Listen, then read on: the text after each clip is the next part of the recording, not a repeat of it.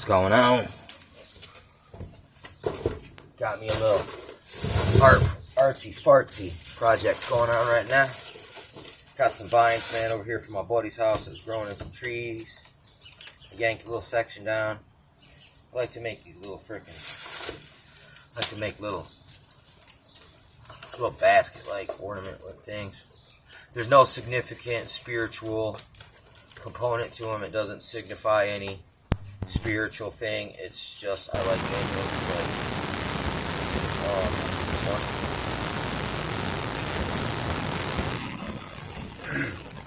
So you can come to your own conclusions, whatever, but just giving that disclosure that no, it's not voodoo. It's not some kind of mystical mumbo jumbo, buddy, like you might say. You might try to insinuate or something. You internet troll types. You just like to get on somebody else's channel and just give them a hard time. Instead of making your own content, buddy, and setting your loud self down and doing something constructive. Because hey, I get loud and crazy sometimes too, but I do it respectfully, and I also give back, buddy. Come to my senses and be like, you know what? Man, screw all that. This ain't worth all that, man. Let's get back to business. Get back to business. That's out of the way.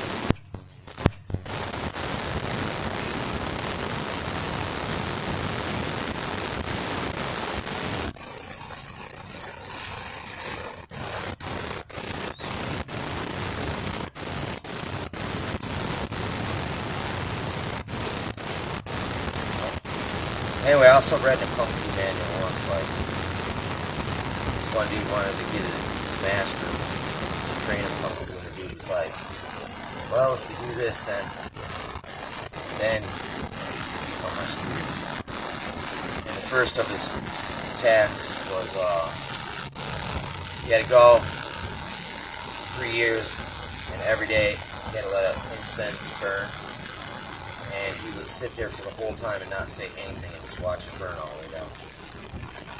So after that year was over and he came back to the same guy, knocked on his door, and frickin' sat there on his knees for 3 days waiting for the guy to return. And then the dude was like, I'm sorry, you're still not ready for Kung Fu. Or for me to teach you. But I'll give you another task, and if you fulfill this task, then I'll train him again. And the next task was he had to go and sit with his wife, and while his wife was looming and weaving fabrics and other stuff, he was to watch the he was to focus on what's this thing called, man? That was a shuttle. It goes back and forth through the thing. And after this dude did this for a few years, man, he could actually snatch it in mid-motion, slow it down with his mind, catch it. I mean, I haven't actually seen that done in practice, but, just according to the story here, I imagine it's a good thing. And, anyway, so, of course, the guy returns to the master and the Kung Fu master, and he says, well, I accomplished that task, and back to finally teach me the Kung Fu. And he's like, you're still not quite ready for me to train you in Kung Fu. The next task was he had to go and learn to weave 5 baskets every day. And basically the dude started practicing, and then eventually he could make 5 a day, but before the 3 years was up, he started to be able to make 20 a day. And then anyway, so finally he goes back to the master, and the master told him, look, sir, I've trained you everything that I could train you. I'm sorry, I can't train you. So the dude whips out a bow and then starts shooting at the master, and then he knows that the master only has 2 arrows on him, and the dude actually has 3 arrows. So he shoots the first arrow, and then the master shoots the arrow and friggin' knocks it out of the tree, and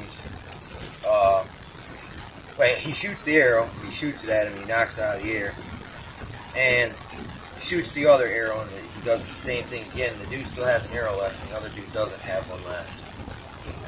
And basically, so the dude fucking cockily shoots at the master, and the master jumps up in the air and grabs a freaking stick out of a tree, and uses that as an arrow, and knocks freaking his arrow mid-flight out of the air. And then basically the dude is so like, he goes to the master and he's crying and he says, I can now realize, freaking,